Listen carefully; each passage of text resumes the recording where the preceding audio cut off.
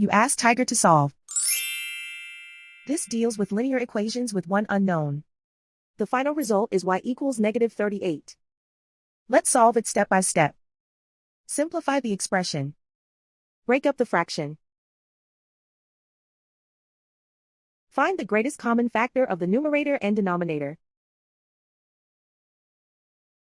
Factor out and cancel the greatest common factor. Group all constants on the right side of the equation. Add 5/2 to both sides. Combine the fractions. Combine the numerators. Reduce the zero numerator. Simplify the arithmetic.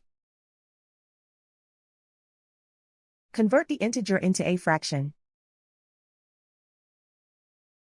Combine the fractions. Combine the numerators. Isolate the y. Multiply both sides by 4. Group like terms. Multiply the coefficients. Simplify the fraction. Multiply the fractions. Simplify the arithmetic. And so the final result is y equals -38.